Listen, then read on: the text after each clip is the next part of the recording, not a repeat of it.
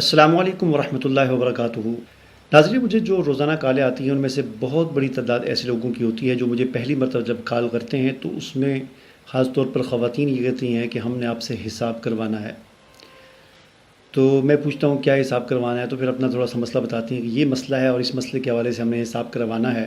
کہ آپ حساب کر کے ہمیں بتائیں کہ یہ بات یوں ہے یا کیا ہوگا یا کیسے ہوا یا کس نے کیا، تو حساب کر کے آپ ہمیں بتائیں۔ اب یہ جو تصور ہے حساب کرنے کا، یہ اصل میں جیلی عاملوں اور جیلی پیروں نے اپنے کمائی کا ایک دھندا بنایا ہوا ہے، اور اس کے لیے انہوں نے لوگوں کو اس غلط راستے پر چلا دیا ہے۔ حالانکہ غیب کا علم کسی کے پاس بھی نہیں ہے سوائے اللہ کے، اور آئندہ کیا ہوگا، اگلے لمحے کیا ہوگا، یہ کوئی نہیں جانتا۔ بہرحال میں نے سوچا کہ آج کی اس ویڈیو میں اس حوالے سے تھوڑی سی آپ کے سامنے گزارشات پیش کر دوں اور آپ کو تھوڑی سی رہنمائی دے دوں کہ اس حوالے سے ہمارا دین کیا کہتا ہے، ہماری شریعت کیا کہتی ہے، ہمارے اسلاف کیا کہتے ہیں۔ تو سب سے پہلی بات یہ سمجھ لیں کہ قرآن پاک میں اللہ تعالیٰ فرماتے ہیں قُلْ لَا يَعْلَمُ مَنْ فِي السَّمَاوَاتِ وَالْأَرْضِ الْغَيْبَ إِلَّا اللَّهُ۔ اے پیغمبر صلی اللہ علیہ وسلم، آپ کہہ دیجئے کہ آسمان و زمین میں، یعنی اس پوری کائنات میں جو غیب ہے اسے سوائے اللہ کے کوئی نہیں جانتا۔ ناظرین، یہاں پر سمجھنے کی ایک اور بات یہ ہے کہ ہمارے معاشرے میں نقش، ذائچے، حساب کتاب اور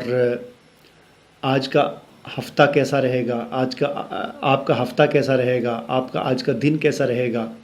پھر ستاروں کی تاثیر کا انسانی زندگی پر اثر انداز ہونا،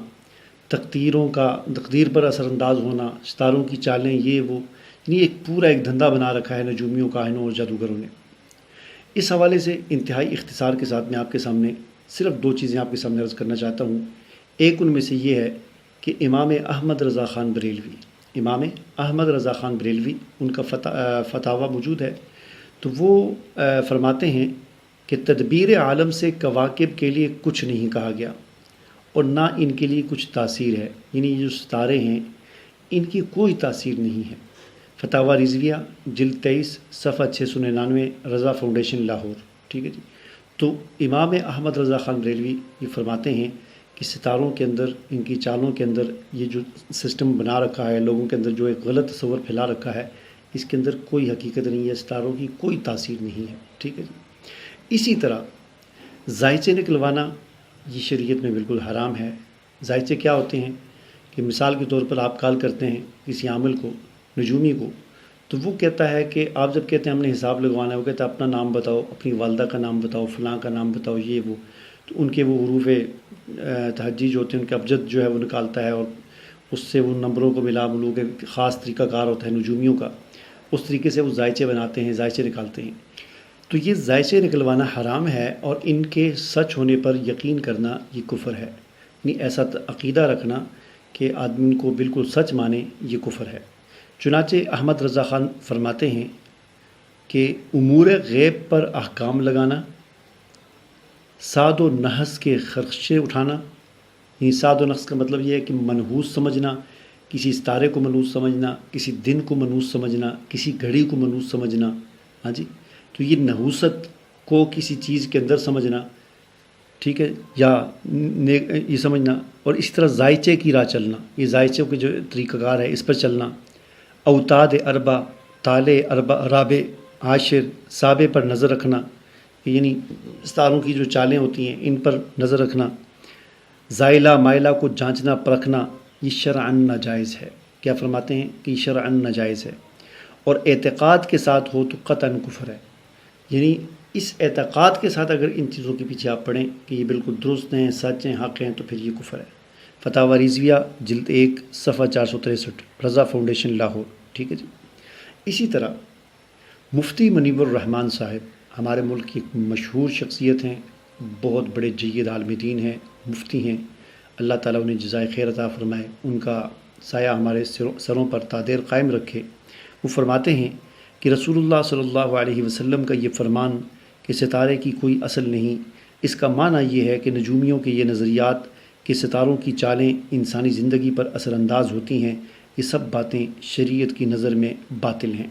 ٹھیک ہے جی۔ اور وہ فرماتے ہیں کہ علامہ اقبال نے کیا کہا ہے، ستارہ کیا تیری تقدیر کی خبر دے گا، وہ خود فراخی افلاق میں ہے خوار و زبوں۔ ستارہ تیری تقدیر کیا بتائے گا، وہ خود اس کائنات کی وسعتوں میں، آسمان کی وسعتوں میں خود خوار و زبوں ہے، وہ محتاج ہے اللہ کے حکم کا، اللہ کا جیسے حکم ہوتا ہے، جو حکم ہوتا ہے، جب حکم ہوتا ہے، وہ اس کا محتاج ہے۔ تو وہ تیری تقدیر پر کیا اثر انداز ہوگا اور کیا کرے گا، ٹھیک ہے جی۔ اب آتے ہیں تیسری بات کی طرف۔ ایک حدیث ہے، حضور نبی کریم صلی اللہ علیہ وسلم نے فرمایا، من اتا عرافا